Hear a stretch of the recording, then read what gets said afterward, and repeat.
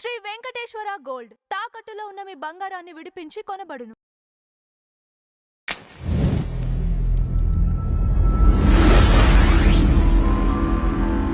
మా ఇల్లు ఉందండి. మా ఇంట్లోనూ ఓ 10 రోజుల ముందు నుంచి వంట మొదలయ్యేది. సంక్రాంతి వచ్చినా, దీపావళి వచ్చినా ఎంతమంది ఒక అనమండుగురు వండుతుండేవారు. గోవిందమ్మ అని, ఈళ్ళని, ఆళ్ళని అందులోకి ట్రాన్స్‌జెండర్స్ వీళ్ళందరూ వంట వండేవారు. వంట వండడానికి ఉండేవారు.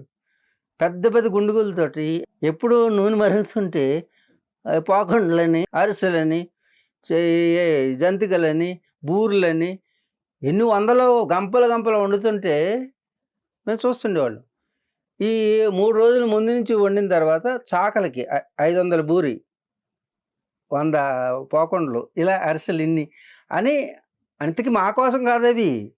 ఊర్లో మంగలి, కమ్మరి, కుమ్మరి, కంసాలి, సాలి, మంగలి, చాకలి. ముందు చాకలికి ఎక్కువ వాట, తర్వాత మంగలికి. ఇలా ప్రతిదానికి ఆడికి 100 అనుకోండి, ఈడికి 50, ఇలాగా ప్రతి వాళ్ళకి వాటాలు ఉండేవి. డబ్బున్నవాడు గొప్పవాడు కాదు. డబ్బున్నవాడి కంటే సమాజంలో ఉన్న అందరూ మన ఇంట్లో వాళ్ళే అని ఊరు వ్యవస్థ ఉండేది. ఈ రాజకీయ నాయకులు వచ్చి, రాజకీయాలు వచ్చి మాలని, మాదగని, లేకపోతే రిజర్వేషన్ అని, కాళ్ళకి రిజర్వేషన్ కల్పించు చూద్దాం. నువ్వు పుట్టిన దగ్గర నుంచి మోస్తున్నావు కదా, మోస్తుంది కదా, కాసేపు దాన్ని కుర్చీలో కూర్చోబెట్టి నీ తలకాయ కింద పెట్టు, వ్యవస్థ నడుస్తుందా నీకు? అంచేత వాళ్లే బలవంతులు, వాళ్లే సమాజాన్ని నడిపించే వాళ్ళని గుర్తించి అగ్రకులం గుర్తిస్తే అది ఉగ్రకులం కాకుండా పోతుంది. అండ్ ఇక్కడ మొన్న రీసెంట్గా మీరు చూసినట్టయితే ఆకివీడులో అక్కడ రామాలయం దగ్గరికి మన డిప్యూటీ స్పీకర్ రఘురామకృష్ణరాజు గారు వెళ్ళటం, అదంతా గోల జరిగి అక్కడ కట్టడానికి వీలు లేదని చెప్పేసి గుడి కట్టడానికి క్రిస్టియన్స్ అంతా రివర్స్ అవటం జరిగింది. ఇది లాఠీలకి శీలలు గుచ్చి మరీ కొట్టారు. అంటే అప్పట్లో అమరావతి గుర్తు వస్తుంది మనకి. అమరావతి రైతుల్ని ఎట్లా కొట్టారు సేమ్ స్టైల్ ఇక్కడ ఆకివీడు. ఎవరు కొట్టారు? బ్యాక్గ్రౌండ్ లో ఎవరున్నారు? అసలు క్రిస్టియానిటీ అనేది అసలు అది మతం. అది మతం ఎప్పుడు కూడా మారణ హోమాలే సృష్టిస్తుంది, విభజనే చేస్తుంది. హిందువులు అనేటటువంటి మతం, హిందువులది కూడా మతం అయి ఉండొచ్చు, కానీ సనాతనానికి మతం లేదు, భారతీయులకు మతం లేదు, భారతీయత అనే దానికి మతం లేదు ఎప్పుడు కూడా. ఎందుకంటే మానవ సౌభ్రాతృత్వాన్ని, విశ్వజీవ సౌభ్రాతృత్వాన్ని అందించేటటువంటి సనాతనం. అంటే విశ్వంలో, సృష్టిలో ఈ గ్రహమే కాదు, ఎన్ని గ్రహాలు ఉన్నాయో అన్ని గ్రహాల్లోనూ కూడా, గ్రహాల్లో కూడా నేనే ఉన్నాను. ఆత్మవత్ సర్వభూతాని. అది ఆత్మవత్ అంటే నేనే. నాకంటే అన్యమైన లోకం కానీ, నాకంటే అన్యమైన శ్లోకం కానీ, నాకంటే అన్యమైన జీవుడు కానీ, నాకంటే అన్యమైన దేవుడు కానీ, నాకంటే అన్యమైన ఆత్మ కానీ, నాకంటే అన్యమైన పరమాత్మ కానీ, నాకంటే అన్యమైనటువంటి ఉన్నతమైనది కానీ, నీచమైనది కానీ లేదు. నేనే నిత్యం, నేనే సత్యం, నేనే సర్వం అనే బోధించేటటువంటి తత్వం కలిగినది భారతీయ తత్వం. అలాంటిది కానీ ఈ కుంచితమైనటువంటి క్రిస్టియన్ అనగానే ఏంటంటే మా దేవుడు గొప్ప అంటాడు. మా దేవుడు గొప్ప అంటే ఎవరి దేవుడు తక్కువ? మిగతా వాళ్ళు సైతాన్లు, భూతాలంటే మిగతా వాళ్ళు తిరగబడతారు. ఇలాంటి విభజన చేసేటటువంటిది మతం మాత్రమే.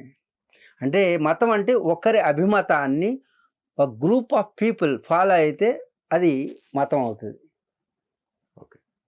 ఒకరి అభిమతం, ఎవడో క్రీస్తనో లేకపోతే మహమ్మద్ అనో ఎవరో ఒకళ్ళు వస్తారు, వాళ్ళు ఆ గ్రూపుని తయారు చేసుకున్నారు. అంటే సమాజం నుంచి విభజించి డ్రాగ్ చేసి వాడి పెత్తందారీగా ఉండడం కోసం ఏర్పాటు చేసినవే ఈ మతాలు, ఈ 2 మతాలు కూడా. ఏంటి, ఒక వ్యక్తి తన అభిమతాన్ని ఒక గ్రూపు నమ్మించి మోసం చేసి సమసమాజం నుంచి, హాయిగా బ్రతుకున్న సమాజం నుంచి విడదీసి లాగి వాడు అధికారిగా ఉండడానికి ఏర్పాటు చేసినవే ఈ 2 మతాలు కూడా.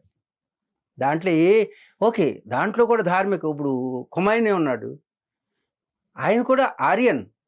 ఎవరు? భారతీయుడే. అందుకే ఇరాన్ కాదు, అది ఆర్యన్. ఏంటి ఆర్యన్.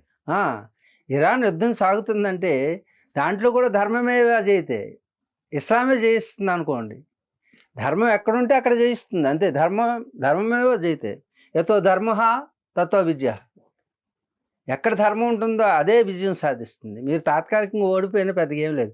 సనాతన ధర్మానికి ఇలాంటి క్రిస్టియన్ మతాలు, ఎన్ని మతాలు వచ్చినా సరే మనల్ని, అన్నదమ్ముల్ని వ్యభిచారం చేస్తున్నారు వీళ్ళు. అంటే మతం మారడం అంటే ఒక వ్యభిచారంతో సమానం. ఏంటి తల్లిని మార్చలేవు కదా, నీకు జన్మనిచ్చిన తల్లిని మార్చారా మీరు?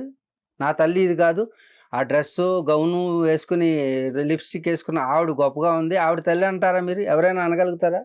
మీ ఆచారం ఏదో అది చేయండి. మేము మతం మారుతాం, దేవుడు మారుతాం. నువ్వు వ్యభిచారం చేస్తున్నావు, మత వ్యభిచారం చేస్తున్నావు. కాబట్టి ఇది కుదరదు. ఎందుకంటే డిఎన్ఏ నీది అది కాదు, నీ ఆలోచన అది కాదు, నీది మీద రుద్దబడింది. It was super imposition. అందుకు నీకు అనర్థమే జరుగుతుంది, అర్థం జరగదు. అందుకు నీ జాతిని మార్చుకోక, నీ కులాన్ని మార్చుకోక, నీ మతాన్ని మార్చుకోక, నీ ప్రాంతాన్ని మార్చుకోక, నీ ప్రాంతంలో ఉన్నటువంటి భోజనాన్ని మార్చుకోక, నీ అలవాట్లు మార్చుకోక. అలవాట్లు అంటే శాస్త్రీయమైనటువంటి వ్యసనాలకు దూరంగా ఉండాలి. ఇది ఒక వ్యసనం. ఏది? ఫ్యాషన్. ఎందుకు క్రిస్టియానిటీ పెరిగింది అంటే క్రిస్టియానిటీలో లాభం ఉన్నది, వ్యాపారం ఉన్నది. ఏమిటా వ్యాపారం క్రిస్టియానిటీలో? ప్రతి చర్చ్ ఫాదరు నేను ఎదవని, పనికి రానివాడిని, నేను తాగుబోతాడిని, నన్ను ప్రభు మార్చాను అంటాడు. ప్రభు అనేది అది జరిగిపోయిన సంఘటన, అంటే చనిపోయిన ఒక వ్యక్తి. కానీ భావజాలం చనిపోవట్లేదు. ఓ భావజాలం ఆధారంగా అంటే లేని వ్యక్తిని మన దాంట్లో కూడా దేవుడు లేడండి, దేవుడు ఉన్నాడంటే డబ్బులు పెడతాడు ఎవడైనా. హిందూ మతంలో కూడా హిందూ మతం వేరు, సనాతన ధర్మం వేరు. అర్థమైందా? ఈ మతాలన్నీ కూడా సనాతన ధర్మంలోకి వస్తాయి. అలాగైతే ఏది ఆడ క్రిస్టియన్ భావం కూడా సనాతనం యాక్సెప్ట్ చేస్తుంది. కానీ దాంట్లో ఉన్నటువంటి జీవన విధానం ఏంటి? మతం అంటే ఏంటి? ఒక జీవన విధానం, కాలనీ అనుకూలం. వాళ్ళందరూ కలిసి ఒక గ్రూప్ అవుతారు. ఆ గ్రూప్ ఈ దేశానికి చిచ్చుపెడితే దేశం నుంచి పంపించాలి క్రిస్టియానిటీని. ఏంటి? మన భావజాలంలో కాదు అది, మన దేశంలో పుట్టలేదు అది, మన మన మన కాలనీకి మన జనానికి అనుకూలమైనది కాదు. ఇది సంక్రమించబడుతుంది, ఒక వ్యాధి లాంటిది. ఇది వ్యాధి దేశాన్ని తినేస్తుంది. ఒక వ్యాధి చిన్న వ్యాధి కదా అని వదిలేస్తే మొత్తం శరీరాన్ని తింటుంది. ఎందుకంటే మన డిఎన్ఏలోకి ఫారెన్ వేరే సెల్స్ వచ్చి గూడు కట్టుకున్నాయనుకోండి మీ శరీరంలో, దాన్ని ఏమంటారు? క్యాన్సర్. అది క్యాన్సర్ అని పిలువబడుతుంది. క్రిస్టియానిటీ కూడా క్యాన్సర్. భారతీయతకు క్రిస్టియానిటీ ఒక క్యాన్సర్. ఎందుకంటే అది గ్రూప్ అవుతుంది. వీళ్ళందరూ హిందువులేనండి. అది ప్రీవియస్. అరే నిన్ను ఎవడు మానమన్నాడు? అసలు ఇది భారతదేశం. నీకు క్రిస్టియానిటీ కావాలనుకోండి, క్రిస్టియానిటీ దేశంలోకి వెళ్తే మ్యాచ్ అయిపోతావు. శరీరంలో ఫారెన్ సెల్గా ఉండవు నువ్వు. అందుకే సమాజం అనేది ఒక శరీరం లాంటిది అని చెప్తున్నా మీకు. ఈ సమాజంలో క్రిస్టియన్ సెల్స్ అన్నీ ఒక చోట చేరినాయి అంటే ఈ సెల్లే కన్వర్ట్ అయ్యి అది హార్ట్ సెల్గా మారిపోయింది శరీరంలో. మేమంతా ఒకటి అని కనుక ఎప్పుడైనా ఈ శరీరంలో ఒక సెల్స్ గ్రూప్ అయినాయి అనుకోండి, అది శరీరానికి హాని చేస్తుంది. That's called as a cancer. Christianity కూడా క్యాన్సర్, ఇస్లాం కూడా క్యాన్సర్ ఇక్కడ. ఎందుకంటే ఇది భావజాలం వేరు. వాళ్ళకి అనుకూలంగా ఉండే భావజాలంతో కూడినటువంటి 57 దేశాలు ఉన్నాయి. అక్కడికి వెళ్ళిపోతే ఫ్రీగా మూవ్మెంట్ ఉంటుంది కదండి. వాళ్ళకి అనుకూలంగా ప్రార్థనలు ఉంటాయి, పూజలు ఉంటాయి, గొడ్డు మాంసం కోసుకోవచ్చు, అన్నీ తీసుకోవచ్చు, అన్నీ తినచ్చు. ఇక్కడ వ్యతిరేక దశలో ఉండేటువంటి వాళ్ళతో ఎందుకు ప్రయాణం చేయాలి మనం? మీరు చేస్తారా? మీరున్నారు, మీ ఫ్రెండ్ వ్యతిరేకంగా ఉన్నారు అనుకోండి, వాడితో స్నేహం చేస్తారా? కానీ ఇప్పుడు వాళ్ళు మీ కుటుంబంలో ఈ దేశం మాది కూడా కదా అంటారు. ఎందుకు అవుతుంది? ఎలా అవుతుంది చెప్పండి? ఏ ప్రాతిపదిక మీద అవుతుంది? ఇక్కడే పుట్టాం, ఇక్కడే పుట్టినప్పుడు మీ అమ్మ ఏంటో మీ నాన్న ఏంటో పక్కింటి వాడిని తీసుకొచ్చి మా నాన్న మా అమ్మ అంటే నువ్వు వ్యభిచారం చేసినట్టు. పక్కింటి ధర్మాన్ని మనం ఆచరించాం. మన ఇంట్లో ఏ ఆచారం ఉందో అది ఆచరిస్తాము. నాకు అది నచ్చింది. సహజంగా మీ ఇంట్లో ఉన్నారండి, మీరున్నారు, 5 అన్నములు ఉన్నారు. మీరేమో ఒక వేష్యని తీసుకొచ్చి పెళ్లి చేసుకుంటానంటారు ఇంట్లోకి తీసుకొచ్చి. అది రోజు దుకాణం పెడతానంటది. ఇది నాకు నచ్చింది అంటారు. మీరు మీ ఇంట్లో వాళ్ళు ఒప్పుకుంటారా? అలాగని వేశ్య అంటలేదు సుమా వాళ్ళని. అంటే వేశ్య అంటే మీకు చెప్తున్నాను, అంటే మనకు అనుకూలమైనది కాకుండా ఇంకోటి చేయడం, అది వేశ్య వృత్తి. అంటే సమాజంలో ఒక లా ఆఫ్ అడ్మినిస్ట్రేషన్ ఉందని దానికి వ్యతిరేకంగా మారడం. అంటే యాక్చువల్గా ఇది సెక్యులర్ కంట్రీ. సెక్యులర్ లేదు కాదు. Secular what is the meaning of secular? ఇక్కడ సెక్యులరిజం ఉందా? అయితే సెక్యులరిజం అయితే ఒకటే గుర్తుంచుకోండి, సమానత్వం. ఏంటి సెక్యులర్ అంటే? ఏంటి సమానత్వం అంటే ఇప్పుడు అందరు వ్యక్తులు సమానమైనటువంటి హక్కులను అనుభవించడం. What is the minority?